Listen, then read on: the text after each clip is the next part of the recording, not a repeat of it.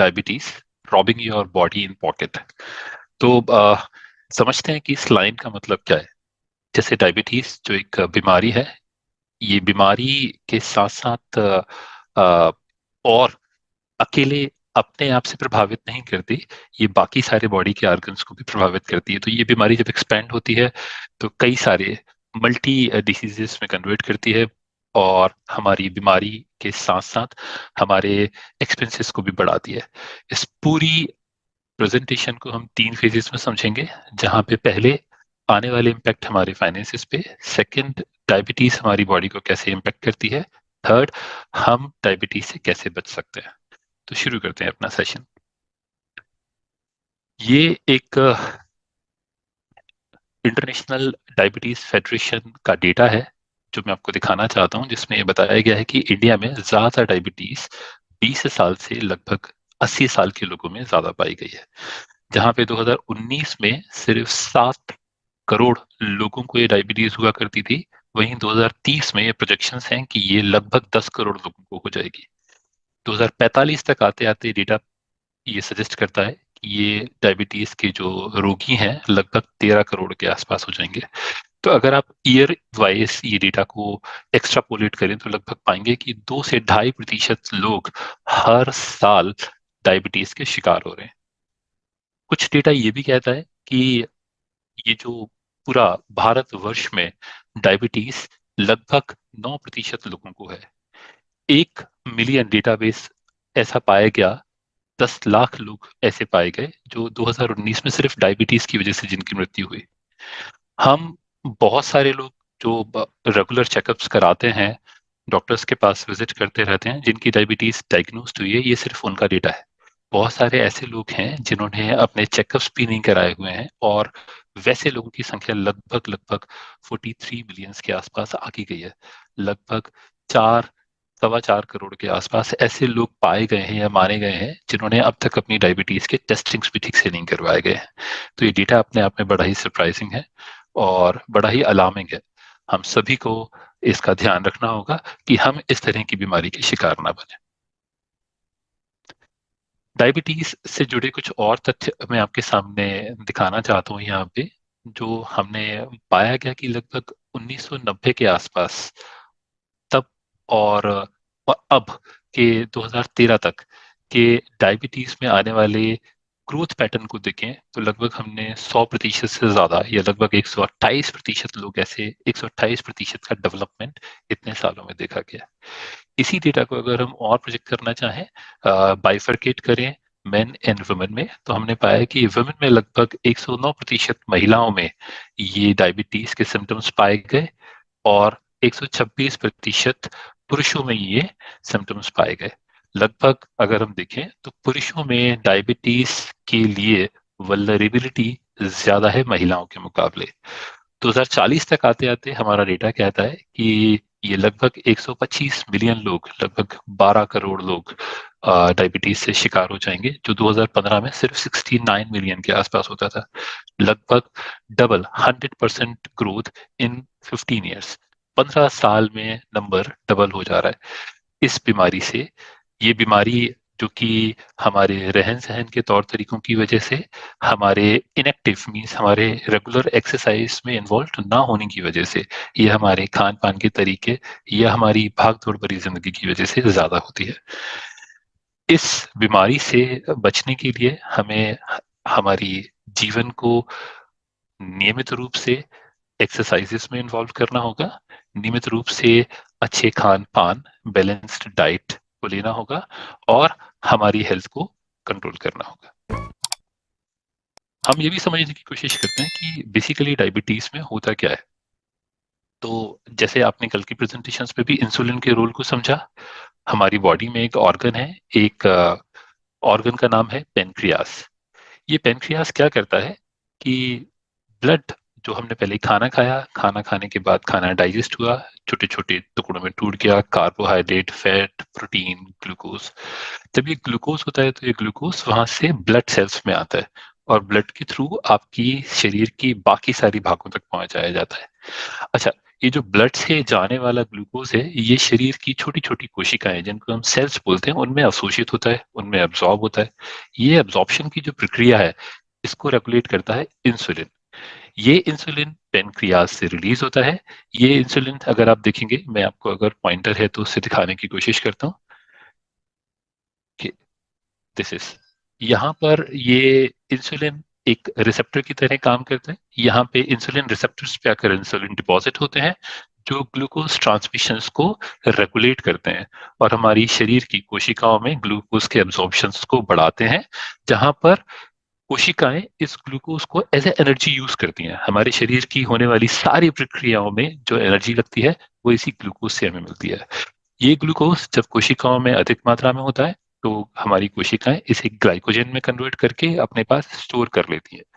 जब भी कभी हमारे पास ऊर्जा की कमी होती है, ये ग्लाइकोजन दोबारा से ग्लूकोज में कन्वर्ट होता है और हम अपनी अगेन दैनिक दिनचर्याओं में लगने वाली ऊर्जा को प्राप्त कर लेते हैं।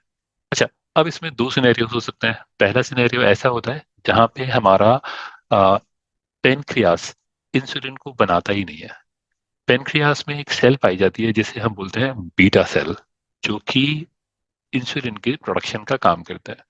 तो कई बार जेनेटिकली किसी पर्टिकुलर सेल में जब म्यूटेशन होता है, चेंजेस आते हैं, वेरिएशन होता है, या कई बार ऑटो इम्यून डिसीज जहाँ पे कोशिकाएं अपने आप को ही खाने लगती हैं, वहां पर हमारी बीटा सेल्स के डैमेज होने की वजह से इंसुलिन का प्रोडक्शन ही बंद हो जाता है। तो इंसुलिन हमारी शरीर की कोशिकाओं को पर्याप्त मात्रा में मिलता नहीं।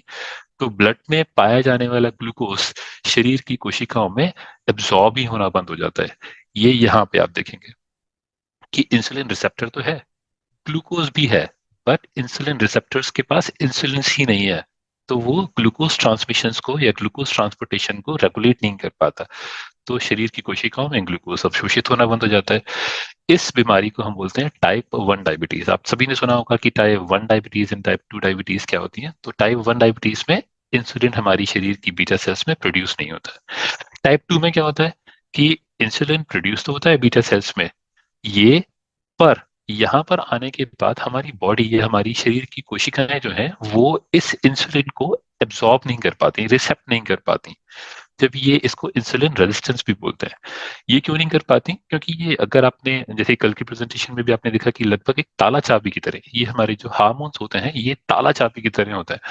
एक निश्चित ताले में एक निश्चित चाबी ही लगती है। अगर वो ताले की दूसरी चाबी लगाने की कोशिश करेंगे तो वो उस पर काम नहीं करेगी। तो इंसुलिन जिन इंसुलिन रिसेप्टर्स पे जाके अटैच होता है और ग्लूकोज ट्रांसपोर्टेशन को रेगुलेट करता है, वहां कोशिकाओं में डिफॉर्मेशन हो जाता है, जिसकी वजह से इंसुलिन रिसेप्ट होना बंद हो जाता है। इस कंडीशन को इंसुलिन रेजिस्टेंस कहते हैं और ग्लूकोज का रेगुलेशन भी बंद हो जाता है। ये टाइप 2 डायबिटीज कहलाती है। अगर हम कुछ और फाइनली डेटा देखें तो हम पाएंगे कि डायबिटीज की जो कुछ डिफरेंट कंडीशन है उनमें टाइप 1 है, टाइप 2 है। टाइप 1 में चूंकि बचपन से ही ये जेनेटिक मॉडिफिकेशन की वजह से या ऑटो इम्यून सिस्टम की वजह से हमारी बॉडी में इनफ मात्रा में इंसुलिन नहीं बनता, तो ये डायबिटीज की कंडीशन होती है। तो ये बेसिकली शुरुआत में ही बच्चों के 5-10 साल तक की स्टेज तक आते आते ये कंडीशंस प्रिवेलेंट होने लगती हैं। इन कंडीशंस पे लोगों को इंसुलिन दिया जाता है बाहर से और फिर वो एक नॉर्मल लाइफ जी पाते हैं। टाइप 2 डायबिटीज, जो कि डायबिटीज के टोटल नंबर जो है उनमें लगभग 90 to 95% केसेस टाइप 2 डायबिटीज के पाए गए, जहां अगेन बॉडी में इंसुलिन रेजिस्टेंस जनरेट हो जाता है, जिसकी वजह से इंसुलिन रिसेप्ट नहीं हो पाता और ग्लूकोज का ट्रांसपोर्टेशन बंद हो जाता है, ग्लूकोज कोशिकाओं में अवशोषित नहीं होता। थर्ड वन है जेस्टेशनल डायबिटीज, जो 7 से 16% केसेस ही पाए गए हैं। ये बेसिकली प्रेगनेंसी के दौरान महिलाओं में आने वाले हार्मोनल चैलेंजेस की वजह से होता है, और जो चेंजेस वहां पे हो रहे होते हैं उनसे वेट गेन होता है। कई बार इंसुलिन की रिक्वायरमेंट ज्यादा हो जाती है, कई बार एनर्जी की रिक्वायरमेंट ज्यादा होती है, और इन सारे हार्मोनल चेंजेस के दौरान ये डायबिटीज बढ़ जाती है। इसका इम्पैक्ट होने वाले बच्चों पे भी हो सकता है आगे आने वाले फ्यूचर में। टाइप 2 डायबिटीज के लिए इस तरह के बच्चे ससेप्टेबल्स होते हैं। बट ये केसेस सामान्यतः प्रेगनेंसी के हार्मोनल चेंजेस के बाद या प्रेगनेंसी के बाद अपनी नॉर्मल कंडीशंस में भी इजीली आ जाता है। दो और कंडीशंस हैं जो कम पाई जाती हैं बट ये ज्यादा क्रोनिक है, जिनमें एक है मोडी, दूसरी है LADA. Maturity onset diabetes of young, latent auto immune diabetes of adult. अच्छा, मोडी में क्या होता है, जैसे हमने शरीर में पाया कि कोशिकाएं होती हैं, कोशिकाओं में होते हैं आरएनए डीएनए, है ना। तो अगर किसी एक जीन में म्यूटेशन हो जाए, चेंजेस हो जाए, उसकी नॉर्मल अवस्था से वो परिवर्तित हो जाए, वैसी कंडीशंस में यहाँ पे ऑटो इम्यून सिस्टम्स काम करता है और हमारी बीटा सेल्स डैमेज होती हैं, और इस कंडीशंस को हम मोडी बोलते हैं। इस तरह के केसेस यूजुअली कम अवस्था में या कम उम्र में ज्यादा पाए जाते हैं। ऐसे ही अगर हम लाडा की बात करें तो ये 30 साल या उससे अधिक उम्र के लोगों में पाया जाता है। इसको हम 1.5 डायबिटीज भी बोलते हैं, क्योंकि इसके कुछ सिस्टम्स ऑटो इम्यून की तरह होते हैं, जहाँ बीटा सेल्स डैमेज होती हैं जेनेटिकली, ये भी आगे न्यू जनरेशन्स को जाता है। और कुछ सिम्टम्स टाइप डायबिटीज की तरह भी होते हैं, जहाँ पे इंसुलिन बन तो रहा होता है बट बॉडी में एब्जॉर्ब नहीं हो पा रहा होता है, इसीलिए इसको हम 1.5 डायबिटीज भी या लाडा डायबिटीज भी कहते हैं। अच्छा, अब हम रोल ऑफ इंसुलिन को थोड़ा सा समझने की कोशिश करते हैं। हालांकि इस पर कल हम बात कर चुके हैं। तो इंसुलिन में होता क्या है? इंसुलिन एक ऐसा हार्मोन है जो आपकी शरीर की कोशिकाओं में जाकर, अगेन ताला चाबी पर, जो ताला चाबी का एक कॉन्सेप्ट है, उस तरह से जाके अपने आप को रिसेप्ट कराता है और ग्लूकोज ट्रांसपोर्टेशन को कंट्रोल करता है, रेगुलेट करता है। ये हमारा इंसुलिन काम करता है, जो हम सभी को मालूम है। अच्छा, ये सिर्फ इतना ही नहीं करता। कोशिकाओं में अगर हम बात करें तो ये कोशिकाओं में सिर्फ ग्लूकोज के अपटेक को बढ़ाना या वहां पे ग्लूकोज की यूटिलाइजेशन को बढ़ाना या रेगुलेट करना, वहां तक ही सीमित नहीं है। ये एडिपोज इश्यूज में जाकर लाइपोजेनेसिस एंड लाइपोलाइसिस, दो और एक्टिविटीज को भी कंट्रोल या रेगुलेट करता है। लाइपोजेनेसिस में क्या होता है? ये फैटी एसिड फॉर्मेशंस और फैटी एसिड के साथ में ट्राइग्लिसराइड फॉर्मेशंस को कंट्रोल करता है। और लाइपोलाइसिस में क्या होता है? जो ट्राइग्लिसराइड्स एंड फैटी एसिड्स होते हैं, उनको ब्रेक डाउन करके दोबारा एनर्जी में कन्वर्ट करने का काम भी करता है। तो इस तरह से, या कन्वर्ट करने से इनहिबिट करता है बेसिकली, क्योंकि अगर ग्लूकोज से हम एनर्जी ले रहे हैं और अगर हम जो हमारी फैट के रूप में जो हमने एनर्जी को स्टोर किया हुआ है उसको ज्यादा तोड़ेंगे, तो वो भी ब्लड स्ट्रीम में आकर फ्लो करना शुरू करेगी, जो अगर जिसका कॉन्सेंट्रेशन अगर ज्यादा हो ब्लड में, तो अच्छी बात नहीं है। अच्छा, एक बड़ा इंटरेस्टिंग फैक्ट है वो ये कि हमारी जो इंटेस्टाइन है, इंटेस्टाइन में एल सेल्स पाई जाती हैं। ये एल सेल्स का क्या काम क्या होता है? ये GLP-1 को प्रोड्यूस करती हैं, फॉर्म करती हैं। ये GLP-1 क्या होता है? इसको बोलते हैं ग्लाइकागोन लाइक पेप्टाइड 1। ये एक बड़ी आजकल इस पे काफी काम चल रहा है। और ये GLP-1 जो है, ये बीटा सेल्स के को रेगुलेट करते हैं या उनकी एफिकेसी को बढ़ाने का काम करते हैं, जो कि इंसुलिन के प्रोडक्शन के लिए रिस्पॉन्सिबल है। तो जब GLP-1 ठीक से काम कर रहा होता है तो आपकी बॉडी में इंसुलिन की पर्याप्त मात्रा होती है, तो ये भी इसका एक रिलेशनशिप वहां से बिल्ट होता है। अच्छा, एक चीज आपने नोटिस की होगी, जैसे अगर ग्लूकोज है, जैसे हमने सेल की बात की कि सेल ग्लूकोज को एब्जॉर्ब करते हैं और ग्लूकोज को एब्जॉर्ब करने के बाद उससे एनर्जी लेते हैं और उस एनर्जी को अपनी दैनिक दिनचर्या में यूज करते हैं। आपके हर शरीर के मूवमेंट, मेंटल मूवमेंट, हर चीज में वही ग्लूकोज हम यूज कर रहे होते हैं। पर से ग्लूकोज आपके शरीर में, ब्लड में है तो बहुत सारा, पर वो ग्लूकोज आपकी कोशिकाओं के अंदर आ नहीं पा रहा। तो क्या होता है? हमारी ब्लड सेल के अंदर ग्लूकोज का अमाउंट बढ़ जाता है, तो हमें जब भी ब्लड चेक करते हैं तो उसमें ग्लूकोज हमको निकलता है कि काफी ज्यादा आ रहा है, तो हम कहते हैं अरे शुगर तो बढ़ गई हमारी। बट शरीर की कोशिकाओं में वो जा नहीं रहा, तो शरीर की कोशिकाओं को ऊर्जा नहीं मिल रही, तो वो भूखी भूखी रहेंगी, उनको लगेगा कि यार हमको तो मिल नहीं रहा खाना। अब इस कंडीशन में क्या होता है कि वो जो माइंड को सिग्नल्स देता है, तो माइंड को सिग्नल्स तो इस तरह से जाते हैं कि यार भूख बहुत लग रही है, ब्लड में ऑलरेडी ग्लूकोज होता तो है, बट आपकी कोशिकाओं में ना होने की वजह से आपको भूख भी बहुत लग रही होती है।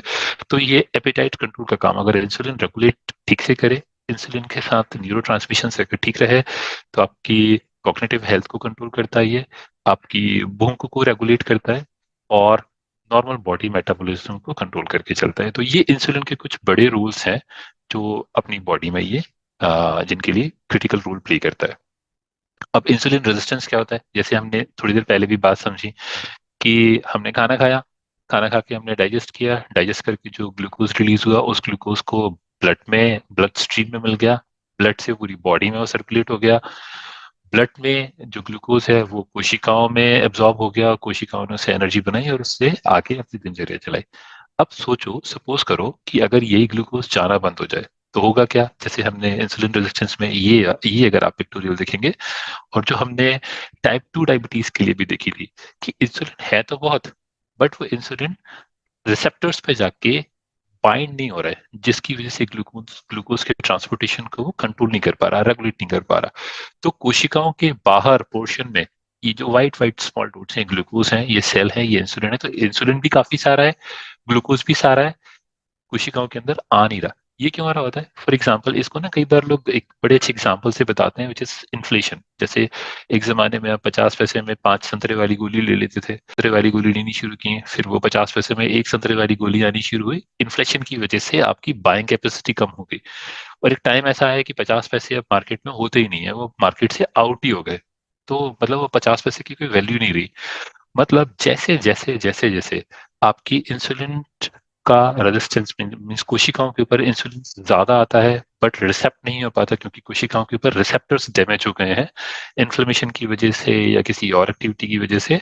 तो इंसुलिन होता तो है, बट बॉडी में रिसेप्ट नहीं हो पा रहा होता, तो इंसुलिन का प्रोडक्शन और ज्यादा करना पड़ता है। और ज्यादा इंसुलिन प्रोड्यूस होता है तो और ज्यादा डेंसिटी बढ़ती है, और कोशिकाओं में उसका अब्सॉर्प्शन और कम हो जाता है। इस तरह से हमारी सेल वॉल जो है, या सेल जो है, वो इंसुलिन के लिए रेजिस्ट हो जाती हैं, वो उसको एब्जॉर्ब करना बंद कर देती हैं, और ये कंडीशंस और डिफिकल्ट होती है। यहाँ पे हमारी ग्लूकोज के लेवल हाई हो जाते हैं, हाई इंसुलिन के लेवल हो जाते हैं, बट चूंकि कोशिकाओं के अंदर एनर्जी नहीं होती, तो वे भूख ज्यादा लग रही होती है, और जब भूख ज्यादा लग रही होती है तो हम फिर से खाना खा लेते हैं। तो एक बड़ी आ, ये साइकिल बन जाती है, जब हम खाना भी ज्यादा खा रहे होते हैं, एनर्जी भी कम मिल रही होती है, और फिर हम कंटिन्यूसली मोटे हो रहे होते हैं, और हमारी डायबिटीज बढ़ रही होती है, ब्लड शुगर हमारी कंटिन्यूसली बढ़ती चली जाती है। इस साइकिल को रोकना बहुत जरूरी है। तो हम कौन कौन से मेन रीजंस हैं, हम वैसे सारी बातें कर चुके हैं, बट मैं यहाँ पे सिर्फ जल्दी से हाईलाइट करता हूँ। एक तो जेनेटिकली ऑटो इम्यून डिसीजेस की वजह से, या मेडिकेशन, कुछ मेडिसिन ऐसे भी हैं बॉडी में हमारे जो कि हम हमारे लिए बहुत नुकसानदायक हैं। इस जैसे कि अगर हम बात करें तो ग्लूकोकॉर्टिसाइड्स जो हैं या एंटीकोसाइटिक्स हैं, ये बॉडी में इंसुलिन के लिए रेजिस्टेंस कॉज करते हैं। कई बार हमारी डाइट अगर पुअर है या हार्मोनल चेंजेस हमारे साथ हुए हैं तो भी हमें दिक्कत आती है। स्लीप अगर हमारी अप्रोप्रिएट नहीं है, हम ठीक से नहीं सोते, तो अल्टर्ड स्लीप कंडीशंस में भी ये सिचुएशंस आती हैं। बॉडी में सूजन ज्यादा आ जाए तो ये दिक्कत आती है। हम स्ट्रेसफुल लाइफ जी रहे हैं, तनाव में हमें ये दिक्कत ज्यादा आती है। एज बढ़ने के साथ में एल्डरली बुजुर्गों में ये इंसुलिन के लिए रेजिस्टेंस ज्यादा पाया गया है। आगे चलते हैं, हम देखें कि कॉम्प्लिकेशंस मेजरली जो डायबिटीज की वजह से होते हैं वो कौन कौन से होते हैं। तो सबसे पहला कॉम्प्लिकेशंस हम देखेंगे कि ये आइस में। तो आइस में किस तरह के कॉम्प्लिकेशंस हम देख पाते हैं? तो जैसे सबसे पहली बात तो है कि आपने अपने करीबी लोगों में नोटिस किया होगा कि जब उनकी शुगर बढ़ जाती है तो उनकी आंखें लाल हो जाती हैं। क्यों हो जाती हैं? क्योंकि हाई ब्लड ग्लूकोज जो है, ये हाई ब्लड प्रेशर की वजह से हमारी आंख जो रेटिना के आसपास जो जो छोटी छोटी ब्लड वेसल्स हैं, उनमें वो स्वेलन हो जाती है, वो रेड हो जाती हैं, और इसको हम ये ठीक कंडीशन नहीं होती है। सिमिलरली हाई ब्लड प्रेशर की वजह से हमारी किडनी की जो ब्लड वेसल्स हैं, उनमें भी ब्लड ग्लूकोज की एक्सेस होती है, और वो भी काफी वहां पे नुकसान पहुंचाती है।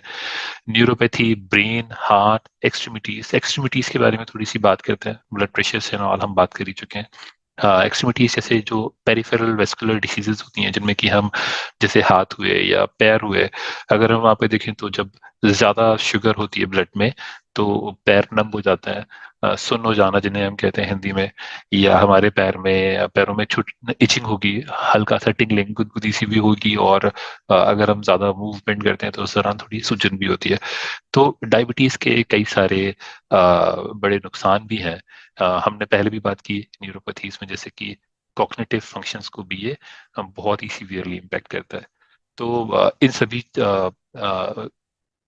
अलग अलग ऑर्गन्स को diabetes slowly slowly slowly slowly बहुत इम्पेक्ट डालती है। जैसे हमने हमारी प्रेजेंटेशन की शुरुआती लाइन में कहा था कि robbing your money and robbing your body means, diabetes अकेली एक बीमारी नहीं है, ये हमारी बॉडी के बाकी सारे जो ऑर्गन्स हैं धीरे धीरे धीरे धीरे उनको भी नुकसान पहुंचा रही होती है, और उनकी भी फंक्शनैलिटीज को बहुत डैमेज कर रही होती है।